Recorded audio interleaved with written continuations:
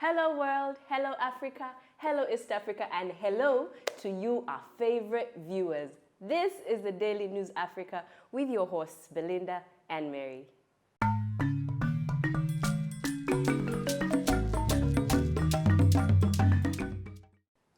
Yes, it's been a tough week, another week to cope and deal with all the madness that's happening. Beirut had an explosion this week. Just when you thought the pandemic was the only problem we were dealing with, we're hit by yet another one. Unfortunately, there's a couple in Lebanon that was getting married. They survived the pandemic, thought, okay, let's get married, and then, boom, an explosion.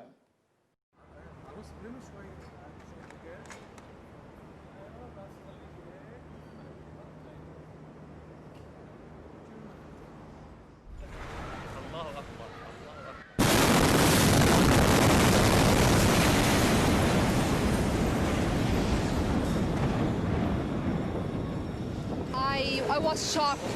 I was wondering what happened. Am I going to die? How I'm going to die? I was so happy, like all the other girls. I'm getting married. My parents are gonna be happy seeing me in a white dress. I'll be looking like a princess and everything. I feel so sad about what happened to other people, about what happened to Lebanon. When I woke up and I saw the damage that happened to Beirut, the one thing I said was, Alhamdulillah, we're still alive. Wow, 2020. What more could you just throw our way? Yeah. Like, what more? What do you guys want? Like, imagine you have waited for this day. You know, you have looked forward to your wedding day. You know, you're taking the pictures of your dreams, and boom! Like, what does 2020 want with us? A plot of land, I think. A plot of land. Take it all, you know. A house? Take! Just leave us alone, you know. Belinda, what do you think? Like, I'm just like, now positive mindset. Yeah. We are making it to 2021. No, it's August. Yeah. So let's go. Let's keep going. Yeah. Right. Now, taking it all the way back to our very own continent, in South Africa, the coronavirus cases and deaths have surged greatly. Check this out. In South Africa, the virus is surging, hitting more than 500,000 cases today. Deborah Patta is in Johannesburg. These men have been told to prepare dozens of graves as the number of COVID-19 deaths rises sharply. It was hoped Africa would be spared the worst, but the virus is spreading with ruthless efficiency, and over half of all cases on the continent are in South Africa. Doctors at this hospital in Johannesburg are seeing a marked increase in critically ill patients, so much so that they've had to turn this pediatric ward into a high-risk COVID unit. Field hospitals have been set up to deal with the explosion of infections since lockdown restrictions were eased. Oxygen is the new currency of this pandemic, and it's in short supply. Oh, Mary, once again, the complacency bug has bitten Africa. Guys, just when we thought we were done with dealing with this thing and we were doing everything that we could, there's a spike in the cases. People are dying. I think that we just really need to do better with this virus. Exactly, and it's as simple as following the guidelines put in place. You know, because while the rest of the world is kind of coming out of it, it's like we're just getting into it. And if we do not become vigilant, you know, do the things like wear your mask when you go outside, sanitize, social distance. It's been really hard for all of us, but guess what?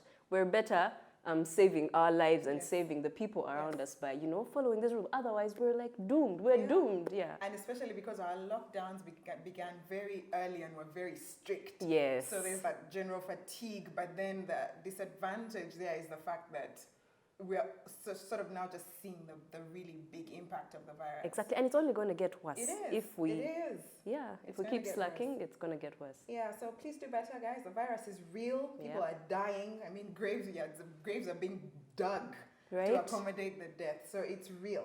It's very, very real. So as the cases continue to spike in South Africa, Turkey has got COVID detectives on the hunt. Yes, you heard that right. COVID detectives. Turkey's COVID detectives are on the hunt, going into homes, tracking down and testing all those who might have caught the virus. There are thousands doing this across the country, answering calls from those who have symptoms. I hope everybody, not just our country, but all people will get rid of this virus, at least find a cure. Now the search begins for all those he's been in contact with for the past fortnight. There are teams like this working 24 hours a day, 7 days a week, trying to get in contact with everyone who's got COVID, anyone who's been in contact with someone who's got COVID or who may have COVID. And this is how they've managed to get ahead of the curve. All of them are now isolating for 2 weeks. There are 24 testing labs in Istanbul alone and testing centres at the airport for overseas arrivals who show symptoms. In Turkey, it's very much a patriotic response to a national attack. I'm proud of all of the team, I think. Yeah, all of myself, for my country, for all world. It's really good feelings, I think.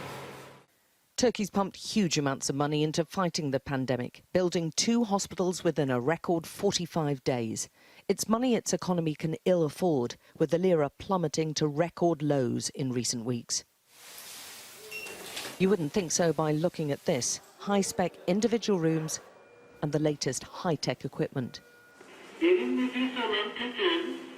Their treatment is aggressive and early. They're using computer tomography on this patient who has mild symptoms to confirm instantly if he has COVID.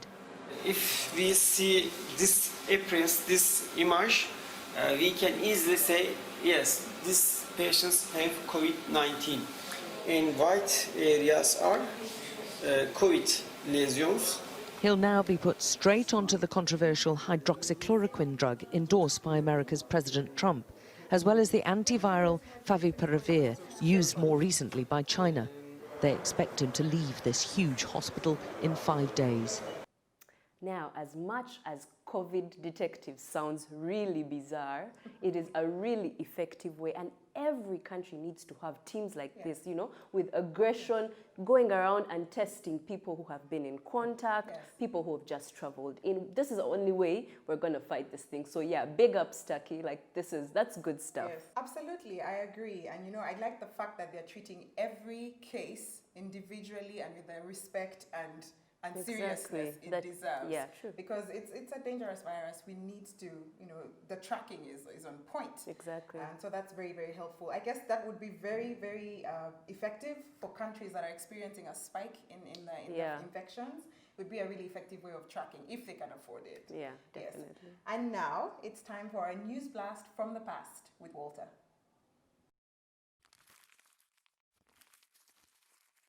And now for a blast from the past. On August 6, 1945, US aircraft Enola Gay dropped an atomic bomb on the city of Hiroshima, nicknamed Little Boy. Was it little? Well, it wasn't. It killed 70,000 people instantly. And the death toll came to be about 140,000 later. Yeah. And this was to make Japan end the World War. But no, this guy is refused. And then 3 days later, they dropped another atomic bomb on them.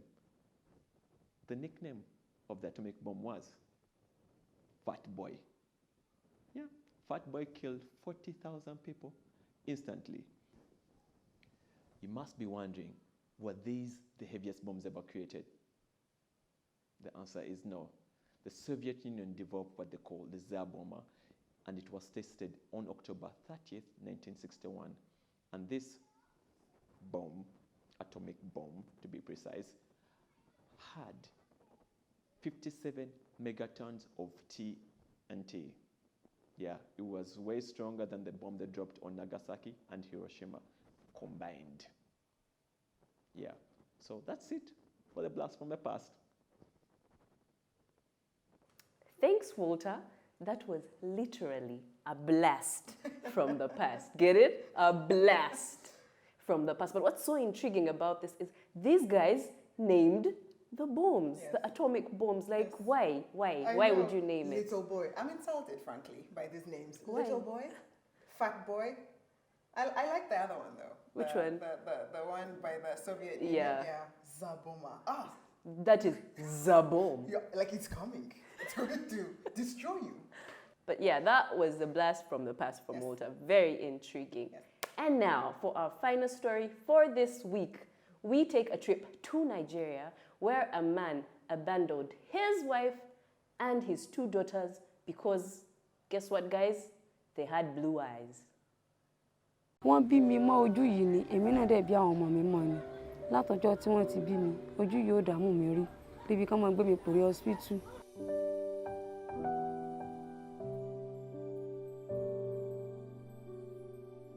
My name is Alabia Fusat, a student of Uniosun. We came for Salah break for holiday though. And on Eid, we were praying, we just finished praying. And I was now looking around and I saw the girls as I was like, wow, this is beautiful. So I decided to call my sister's attention to that because I knew she would love it also. So then she looked back and started carrying the kid like, wow, this is beautiful. Started taking pictures. I also take pictures with the kid also. My name is Alabiru Kayat Oyindamola. I'm a student of Adeniro Ogunsoya College of Education in Lagos. I am the one who wrote the story of the girls with the blue eye. What caught my attention was her eyes.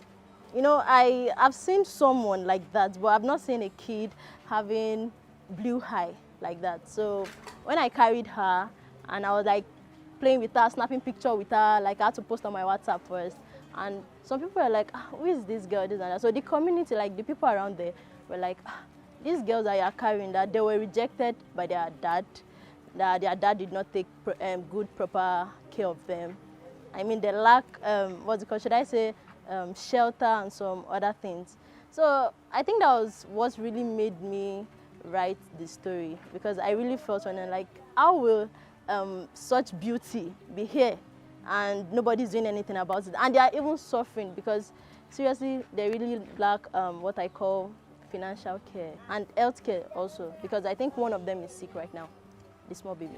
During my investigation, I noticed Kausara, the girl who is 5 years old, with the blue eye. I noticed she's not going to school, and it's very bad. I think for her age, she should be in school now. In fact, I don't really like what they eat and the place they stay. You know, they don't really have good, let me say good shelter, yes. And I think the girl needs education and so many other things. So I think people can please help reach to her parents so that she can at least be of good help in future to the country. What is that, Mary? What is that, honestly? Like, he left her and the children because their eye color was different? Yes. Yes, they did. They and did. Men are trash. No, trash indeed. You know, you can say that again because the reason I am sure he fell for her or he pursued her was because of her pretty blue eyes. Now, the children have blue eyes as well, and she's a witch. Yeah. Guys, really? Yeah. Come on. Come on. I mean, literally their only crime was the color of their eyes. And Because they're beautiful, imagine. It's ridiculous. And you know what? He's lost. Someone's going to sweep up that woman and her beautiful children. And God help him. Because he might be back. Exactly. He might be back, but too late. You know? Leave. We moved on. That's it for this week. Catch us next week, same time, same place. Yes, remember to take care of yourselves, wear your masks, sanitize, wash your hands, and remember to observe social distancing. Goodbye.